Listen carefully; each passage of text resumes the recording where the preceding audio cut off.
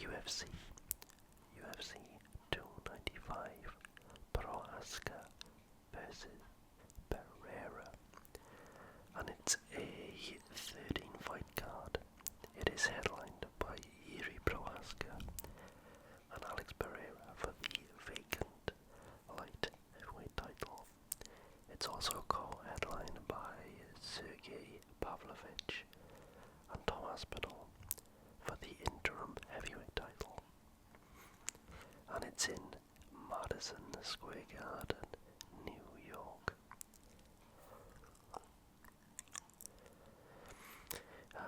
It's a 5-fight main card, it's a 4-fight prelim, and it's a 4-fight early prelims as well. Oh, it's a fantastic card. I'm gonna love this. So, let's not waste any more time. Let's go down to the first fight of the evening. Okay. So the first fight of the evening then is Dennis Bazookia versus Jamal Emers. So you can see Jamal Emers is a slight favourite. And that's because Dennis Bazookia has actually lost his debut for the UFC. That was back in August to Sean Woodson. So he is looking to bounce back now against Jamal Emers. In the opening fight of the night, he's 26 years old, and before coming face to face with the awkward American, he was on a 7-fight win streak. Jamal Emers, he's 5-fight veteran in the UFC, going 2-3 though, so he's lost 3 and 1-2. Last fight came against Jack Jenkins, in which he lost a split decision. And Jack Jenkins is a very good competitor. I think Jamal Emers actually missed weight for this fight. He's a tall. It says 5'10", 5'9", but in the weigh-ins, Jamal Emers did look way bigger. So this one then, I have no idea who I'm gonna pick. The early prelims and the prelims here, well, I gotta be honest, for this card is very close throughout, so don't be betting too much money. So look at the significant strikes then. So Jamal Emers lands more per minute, absorbs less too. So look at the grappling exchanges. So yeah, more takedowns per average, higher takedown accuracy and better takedown defense. So again, you can see why the odds favour Jamal Emers. Now, did he have a bad week? Is that why he missed weight? Or will the fact that he's a bigger guy be to his advantage? Yeah, so I don't spend too much time on the early prelims and prelims, so I'm going to pick Jamal Emers in this bout. Next we have a flyweight bout between Joshua Van and Kevin Boas. So Joshua Van is 8-1 and he's currently on a 6-fight win streak, and he won his UFC debut. He is the first and only fighter from Burma, but he does fight out of Texas. And Kevin Boas is actually looking for a win on his UFC debut. This will be his UFC debut. He had a unanimous victory on Dana White Contender Series, and he was born in Peru, but he actually fights out of Peru as well, so that's pretty interesting. The same height. Boas does have a little bit in reach advantage. And let's have a look at the... Okay, so both like to go for the KO. Joshua Van's never won via decision. Kevin Boas only once.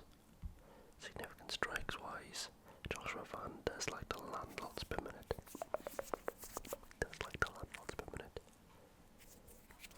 But he does does absorb more. He absorbs nearly 3 times the amount as Boaz. This is going to be a good fight. I'm going to pick Joshua Fan. I like the way he looked in his first fight, if I'm honest. And yeah, but if I was a betting man, I would bet that this fight does not go the distance. So that's probably what I will be doing. But yeah, if I had to pick someone, it'd probably be Joshua Fan. Next up, the third bout of the night is a catchweight bout of 138 pounds. And that is between the United States John Castaneda versus the South Korean Kyung Ho Kang. Okay, so Castaneda has had 5 fights in the UFC. His most recent one was a unanimous victory over Muin Gafurov, and that was back in June. However, his most interesting thing about him is his nickname. His nickname is the Sexy Mexi. I don't know. Okay, so Sexy Mexi is taking on the South Korean Kyung Ho Kang, but he's actually a 12-fight UFC veteran, going 8-3-1, so he's not bad whatsoever, and he's currently on a 2-fight win streak. And his latest win was a first-round rear naked choke over Christian Quinones back in June, who's no joke. I would say, okay, so Castaneda's favourite. I don't know who I fancy on this one. Let's have a look at the win percentages. Okay, so Kyung is a bit more of a submission artist. Castaneda does have more KOs in percentage-wise.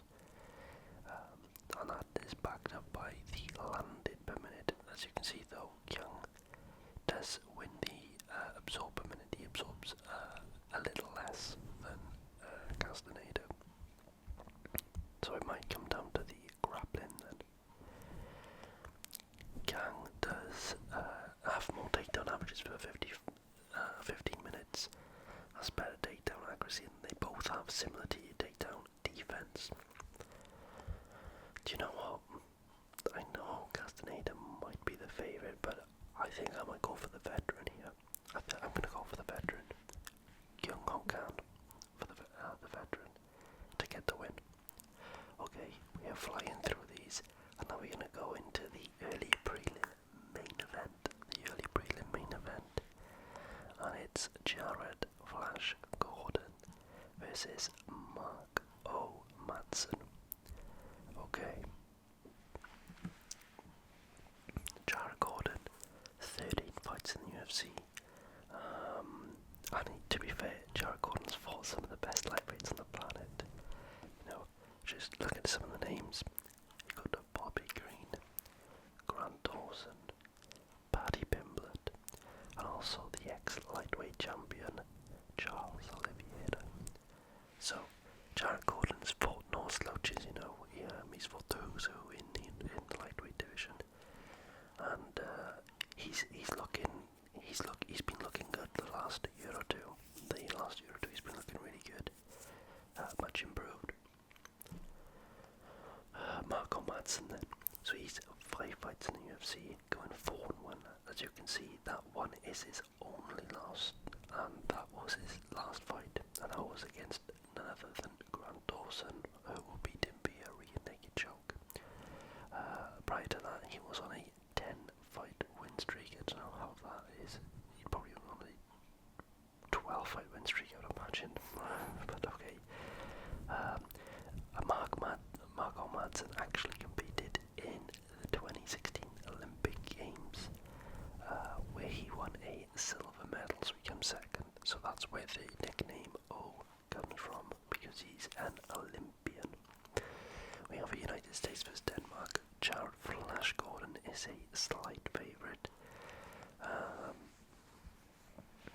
He's a little bit taller, but Marco Madsen is a thick boy. He's got a massive back from all that wrestling. He does have a bigger reach advantage as well. Very similar in the win percentages, significant strikes, so Jared Gordon does land more and does absorb less. Let's have a look at the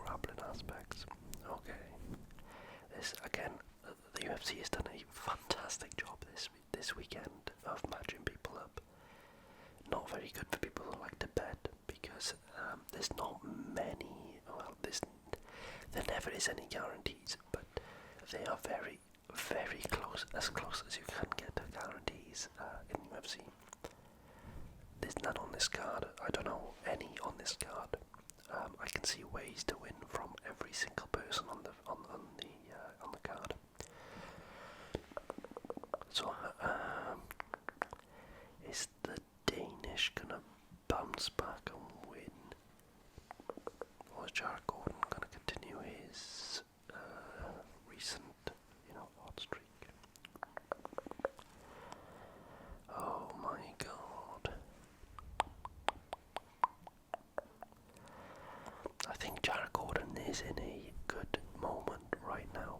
So, yeah, I'll probably pick Jiri Gordon, but if anything, I probably just wouldn't bet on this fight if I'm honest, because it is like that close. Okay, so that is the early prelims done and dusted then, folks. And then we move on to the prelims. Okay, and then what we have here is Asen. He is Nazim Sadikov, fighting out of Brooklyn, New York. And then we also have Russia's Vyacheslav Borishev, who fights out of California, SoCal, with Uriah Faber. So Sadikov is a slight favourite again, only -120. So close. And Sadikov is actually touted as one of the UFC's brightest prospects. He's 9-1, as we can see. He's 2-0 in the UFC. Having lost his MMA debut, he's now won 9 straight, 8 of those being finishes. So he's an exciting fighter. But he does take on the Slava Claus, and that is Slava Claus Vyacheslav Borishev. He is 2-2 in the UFC, and his he's a kickboxer by trade. That's what he's known for. Even though he's Russian, he's not known for his grappling. He's known for his kickboxing, but in particular, the use of his punches, especially his left hook to the body, is ridiculous. He's got some of the meanest body shots in UFC. And not looking at him, he doesn't look like he has power, but he has some freakish power at the lightweight division and can knock anyone out. They both have the identical reach. Let's have a look at the win percentages. 86% via KO. He is mean. Both have very similar average fight time. I probably would pick for this fight not to go the distance, if I'm honest. Significant strikes. Very close again. It might come down to the grappling, but Sadikov doesn't really grapple that much. But when he does, he has 100% takedown accuracy, and he has pretty good takedown defense too. I don't know, I quite like Slava Claus, if I'm honest. He does have a pretty funny personality, and he does do a funny dance when he wins, so I'm going to hope that Borishev couldn't get the win just to see the dance. Okay, moving on. We have a lightweight bout against a massive Mateusz Rebecky. He's so muscly. He doesn't look much there. You watch him weighing in, he is all muscle. And then talking about all muscle, he's coming up against Roosevelt Roberts, who's no muscle but is tall and lanky for the division. He's huge. He's 6'2", which is big for lightweight. And Rebecky is 5'7", so he's particularly small. Rebecky, though, he's 18-1. So he won his first 3 fights. His 4th fight, he did lose. But since then, that was back in 2014. After losing his 4th professional fight back in 2014, Rebecky has gone on a 15-fight win streak, with his last 2 being inside the octagon for the UFC. And he has an 83% finishing rate. And his last fight in the UFC ended with an overhand right against Radzabov. Moving on then, Roosevelt Roberts, he does have a mixed career in the UFC. he's in and out, in and out. He first came into the UFC back in 2018, 5 years ago, and he looked very good. He won 4 of his first 5 fights. But you know, he went on a little bit of a skid. I think he lost 2 of his next 3, and he probably is more well known of being head kicked, spinning wheel kicked, knocked out against Ignacio Mendes, which I have mentioned on his channel before when Mendes fought. If you haven't seen it, go and watch it. But yeah, he was kept from that. Then he fought in the Ultimate Fighter, lost there as well, but somehow he's landed himself back into the UFC again. So, however, I'm gonna take Rebecky on this one. Yeah, Rebecky is pretty easy.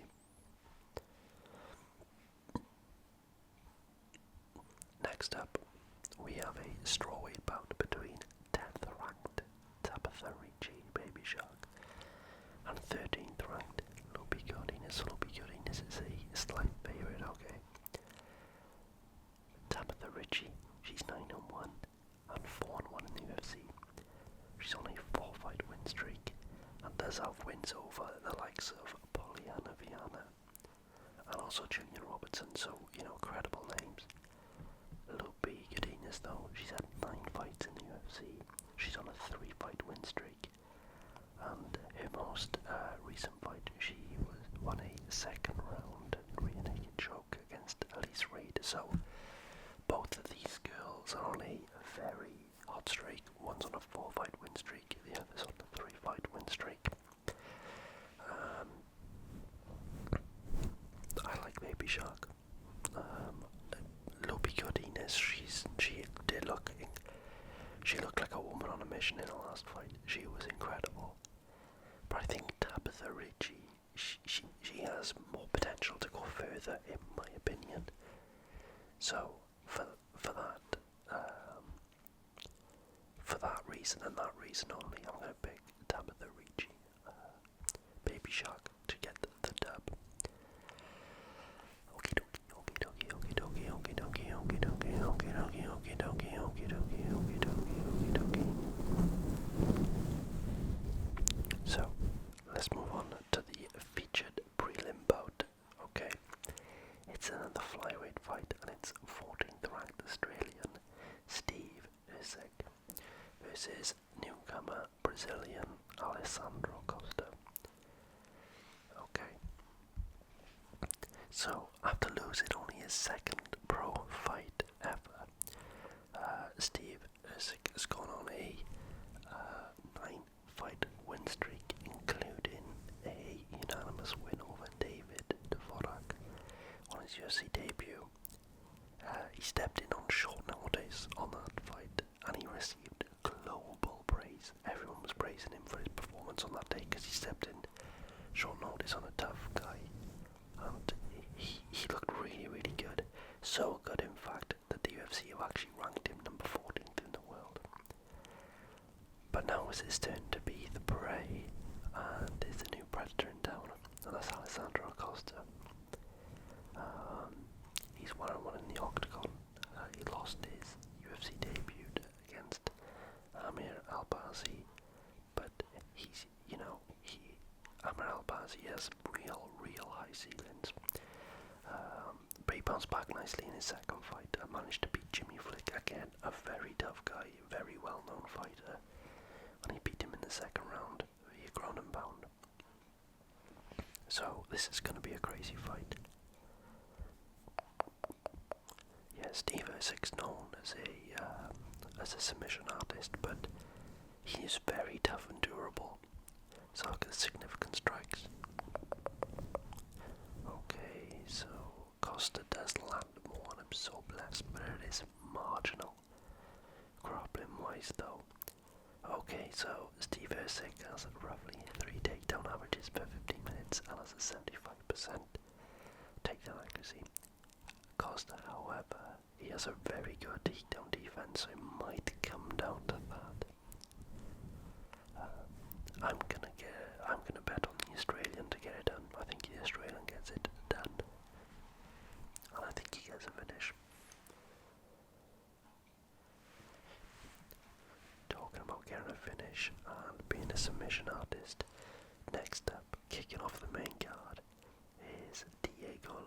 Lopez versus Pat Sabatini.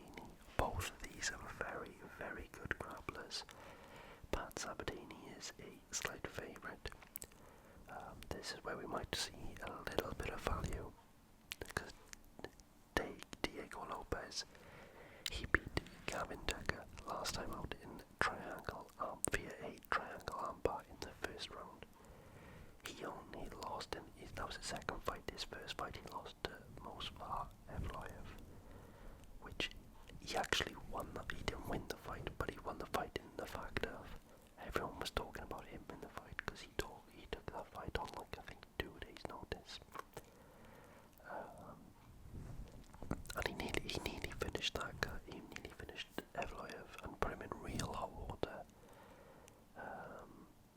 And yeah, Dana White even praised him. I think Dana White gave him a bonus. And he's an absolute monster at jiu-jitsu, so watch this guy. But also, Pat Sabatini is known as a jiu-jitsu. He's a very good grappler in his own right. And his last fight, he won with that arm triangle choke against Lucas Almeida, again, who's a credentialed jiu-jitsu practitioner. Entering into the UFC, he had a 4-fight win streak before losing to Damon Jackson, who again is, he's one of the top names in the division. He then went to beat Alex Caceres in a grappling match before finishing Lucas Almeida. So he's had a couple of good wins as well, Pat Sabatini, but I think the value on this one is with Diego Lopez. Let's have a look at the win. Yeah, so both like to go for the submission. Diego Lopez does land more per minute and does absorb more, but he's quite durable.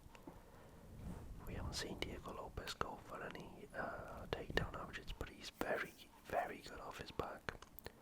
Yeah, look at the amount of times that he attempts a submission, so he's very dangerous in that regard. I'm gonna roll with Diego Lopez. That's what I'm gonna pick. Okay. This is one of my favourite fights. Next up we have a 14th ranked lightweight Matt Frivola, the steamroller, versus Benoit Saint-Dennis. So both of these guys are veterans, Matt Frivola being a United States Army veteran, whereas Benoit Saint-Denis, he's actually ex-France Spec Ops. He was, SAS level, elite, an elite athlete, in the military. Then Frivola is on a nice 3-fight win streak at the moment. I think three of them have been finished as well, and his most recent victory came against Drew Dober, in which Frivola finished him in the first round, so that's no joke. Benoit Saint-Denis though, he's my guy, he's a machine. He is one of my favourite fighters in the UFC roster at the moment. He's currently on a 4-fight win streak, all of them being finishes. So both of these guys have tremendous momentum coming into this bout. Matt Frivola's trying to maintain his top 15 spot and then start to look up going forward. Whereas Benoit Saint-Denis, he wants the chance of entering the top 15, and I'm sure if he beats Matt Frivola, he will be in the top 15 after the bout. And I think that's what's going to happen. Let's have a look at this. Yeah, so Benoit Saint-Denis, he's a finisher. But Matt Frivola does have a shorter average fight time. Significant strikes. Benoit Saint-Denis does land more, but does absorb more. Grappling. Benoit Saint-Denis does have more takedown averages per 15 minutes and more takedown defenses. Oh, better percentage wise in takedown defense. Yeah, I'm gonna go with Benoit Saint-Denis, but I also wouldn't be surprised if Matt Frivola knocks him out, because he has got that ridiculous power, and he does seem to do very well in New York, which is what he is. I think it's his 3rd fight in a row in New York, so New York is treating him very well. Next then, we have a women's strawweight bout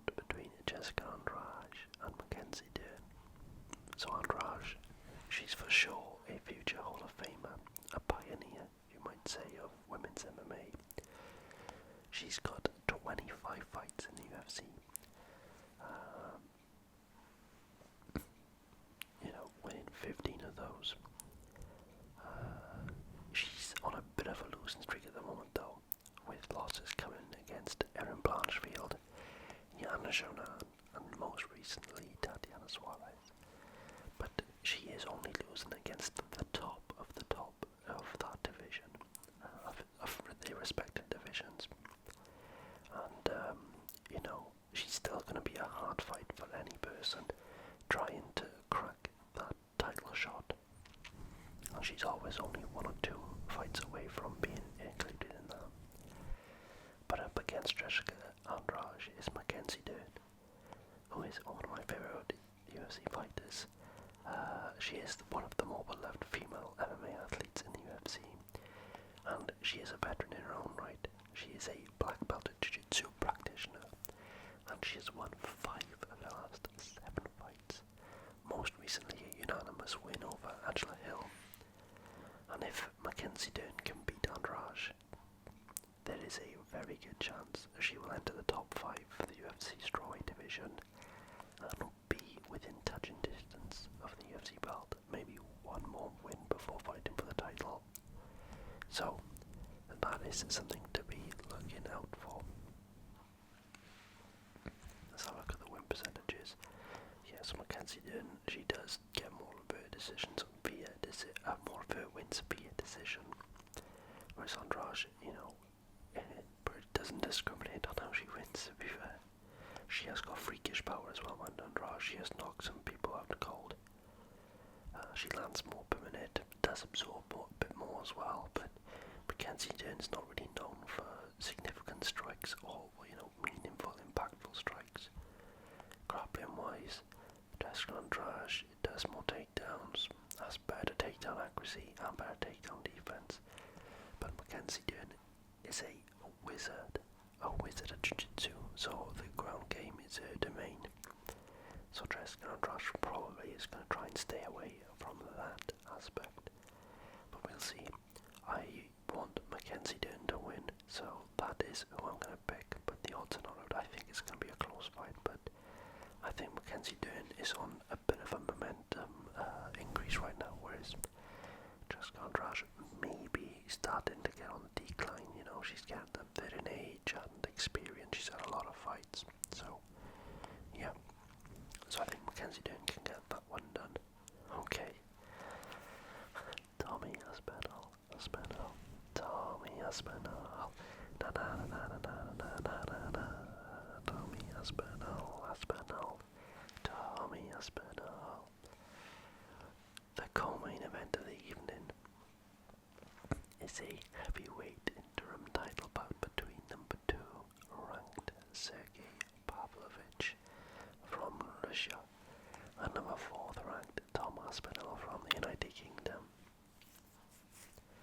John Jones was supposed to fight on this card, which everyone was looking forward to. John Jones versus Stipe. It was GOAT v GOAT. It was amazing.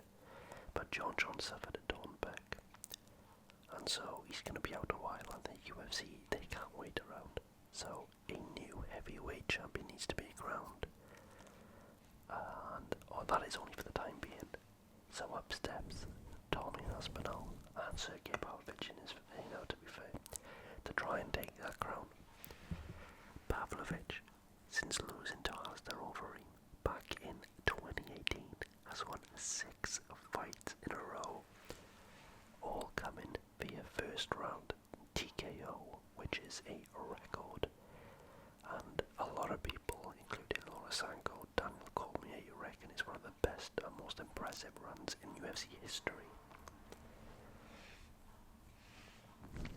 His last 3 fights were all KOs, like I said, in the first round, and they went against Derek Lewis, Tai Tuivasa, and most recently Curtis Blades. The problem for Sergei Pavlovic, though, is he's versing someone, Tom Aspinall, who was none of them fighters. He's dynamic, he's quick, he's well-rounded, he's great everywhere. He's not good everywhere, he's great everywhere. And although Pavlovic has a 6-fight first-round KO, Aspinall has the shortest average fight time in UFC history, with 5 of his 6 wins coming in the first round. He did suffer a nasty knee injury 15 seconds into his Curtis Blades bout, which did keep him out of the octagon for about a year. But back in July of this year, he made his way back into the cage and stopped a surging Marcin Tybura in just over a minute of the very first round to put his name back into title contention, and that's exactly what is happening tomorrow or this weekend. Okay, we can look at this. I'll show you the fight time. 18-1 for Sergei Pavlovic. Only ever lost to Andr over him. Tom Aspinal is 13-3, so he has lost a little bit more. Pavlovic has a ridiculous reach, 84 inches. The same as John Jones, only them two has that reach. You can't see the odds, but I think Tommy Aspinal is a little bit, of a favourite, slight favourite. Pavlovic 83% KO ratio, Tommy Aspinal 77%. However, Pavlovic has gone to decision once or twice. Tom Aspinal has never been to decision, he's a finisher. Average fight time, Pavlovic 2:23, Tommy Aspinal 2:19. Significant strikes. It's 8.72 minute versus 7.65. Significant strike percentage 66% in Tom Aspinal's favour. But look at this. Tommy Aspinal absorbs, nearly half the amount of strikes per minute as Sergei Pavlovic, and that's going to be key. Another thing that's going to be key is grappling. Tom Aspinal has 100% takedown accuracy and 100% takedown defense. That is what's going to win him this fight, I think. Or at least, that's the easiest path to victory for Tom Aspinal. 1-2, feint, in, out, get Pavlovic to bait on 1 or 2 shots, then shoot, use that 100% takedown accuracy, and use that 1.85 submission average per 15 minutes to go for the finish and, submit Pavlovic. So, that's my pick. I'm going to pick Tommy Aspinal to get the decision before the final bell. And then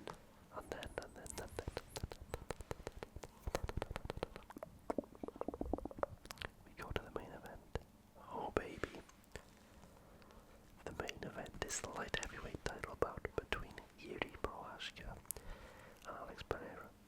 Pereira, a slight favourite, which for me is a bit of a shock, but I've listened to a few podcasts and interviews.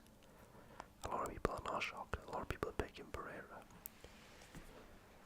And this was originally set as the co-main event, but this is the new main event, and it is Jiri Prochazka versus Alex Pereira, and it is for the light heavyweight title. Jiri Prochazka was indeed the light heavyweight champion until he had to relinquish it because of a shoulder injury he had sustained. He is still currently ranked number 1 in the top 15 though, and Jiri actually went 11-1 in Rising before moving back to the UFC where he is 3-0. He's had 2 crazy KOs, and that was over Volkanov's Demir and Dominic Reyes, before having a Fight of the Year contender with Glover Teixeira, in which he finished Glover in the 5th round with a rear naked choke. And he's gone up against Alex Pereira, who is Glover's protege, and he is coming for revenge. He's coming for revenge, and he's coming for his second UFC title after moving up from middleweight. Pereira is heavily regarded as one of the best kickboxers in the world, and he's actually this week been inducted into the Glory Hall of Fame. He lost his first ever fight, first ever one, and then went on a 7-fight winning streak, with the last of his 7 fights was a KO of a middleweight goat, Israel Adesanya. They did have a rematch, and that Adesanya did win via second round KO, which led to Pereira's second loss, and that actually ultimately led Pereira to move up in weight because he was getting a very lot of weight. As you can see,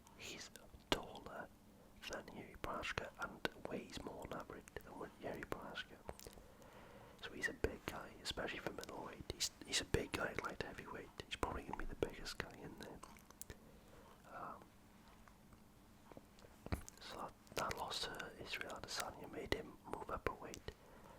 And once he did that, he took on former champion Jan Blachowicz in his first bout, and he won a split decision, which ultimately led him to a title shot, as Jamal Hill had to relinquish his title as well due to injury. Both of these guys are stoic. Both of them are very scary in different ways. Pereira is a very intimidating striker, very clean, very sharp boxing, kickboxing. Everything is very technical, precise, intentional. Prochazka, on the other hand, nothing is intentional, nothing is precise, nothing is thrown with perfection and very, clinical, technical ability. However, he is incredibly creative. He's on the fly. He adapts to situations, and he's got freakish power, like ridiculous power. His KOs over Ozdemir and Dominic Reyes are some of the scariest KOs. Ozdemir collapsed in on himself, and Dominic Reyes went asleep before he hit the canvas, and I don't like to watch that one. That is savage. But then he shows he's got more versatility to him than Alex Pereira as well, because he beat Glover via a submission. Who would have thought that? And went 5 rounds pretty much with him. Look at the finish rate though. Both have 86% finishing rate. Jiri Prochazka 10% submission, which was probably against Glover, his only one, and then 3% decision. Significant strikes. Jiri Prochazka lands a little bit more, but I can imagine Alex Pereira is very, very hard, clinical, intentional strikes landed per minute. Absorb.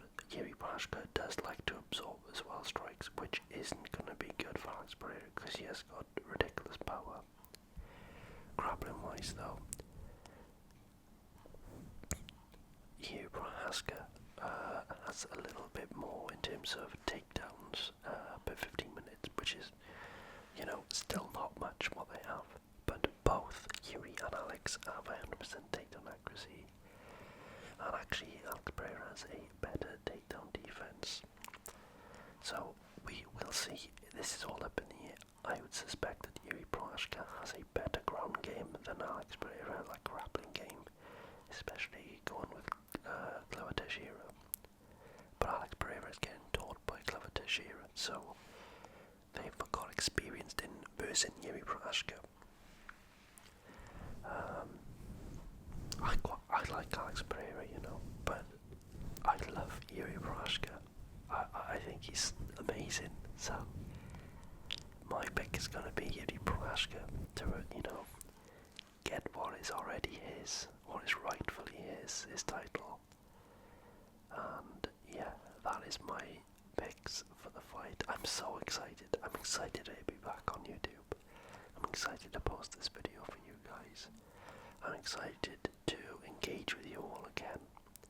And I'm excited for this weekend's card. Yeah. I hope you all enjoyed the video as much as I did at making it. And yeah, let me know who you think is gonna win. Yeah, we'll speak after the fight. With that being said, I want to wish you all